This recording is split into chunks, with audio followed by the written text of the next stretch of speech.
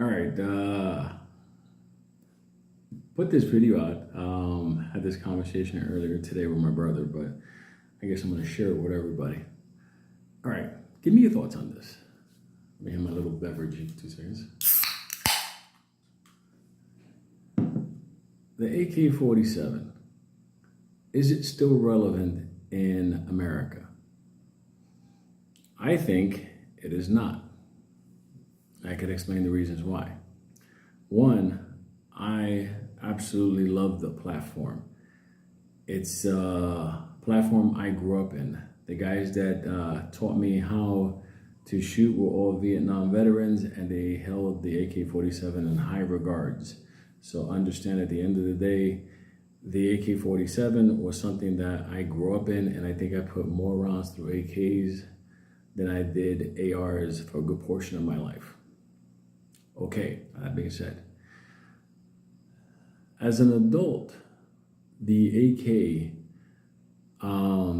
was basically something that people loved because, one, they were cheap, and the Warsers and stuff like that, and there was plenty of ammo and magazines, and it was so cheap. You could buy crates of AK-47 ammunition, which is unbelievable. That's not the case anymore, thanks to the Democrats in office. But okay, let's look at the AK-47 again. AK-47 was always something that people used to go to because they were like, it's more reliable than that AR. But then through time, the AR grew, and a lot of changes have come along the way. I mean, if you take a look at what the AR is now, and you got gas piston ones, you have, multi-caliber ones. I mean, you have some that are built so well that, technically speaking, you can't really put down the AR platform anymore. In many ways, many ARs are now as reliable or more than the AKs.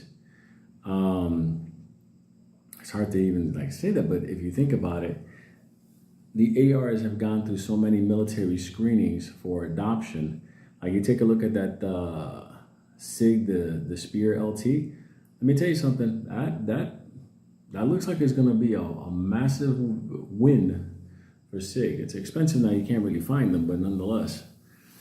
But at the end of the day, think about it for a second. You buy an AK now, let's say it costs you $800, $900, whatever, 1,000.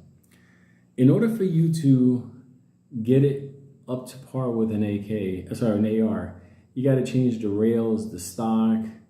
You have to do a lot of things. You got to put have a rail on top of optics. You have to do so many things to get it up to that level. And if you take it to something like Rifle Dynamics or something, to take it to the higher level, you're talking like 2,000 plus. And you're thinking to yourself, for an AK? And you're like, no, my AK is everything. It's the best. I'm like, I know, but for an AK 2,000 plus, that doesn't really make much sense, because now, 2 seconds. What made the AK so incredible to the American market? 1, they were plentiful. 2, they were affordable. 3, ammunition was dirt cheap by the caseloads. And 4, the magazines were also cheap and reliable. You just can't kill an AK mag. But now, we have a lot of good AR mags, inexpensive mags, less weight. You can find 223 ammunition everywhere. And now,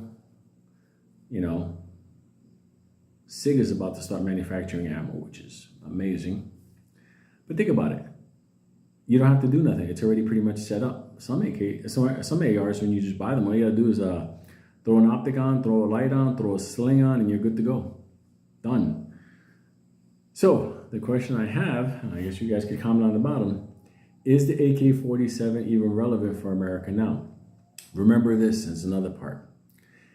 The reality is, America is an AR society, and at the same time, considering that now that you have the 223 and the 300 blackout, and you can go up to 7.62, you could change the calibers on it, so you could really have a multitask platform just by changing the upper and the mag. You got to think about it. It's an amazing thing.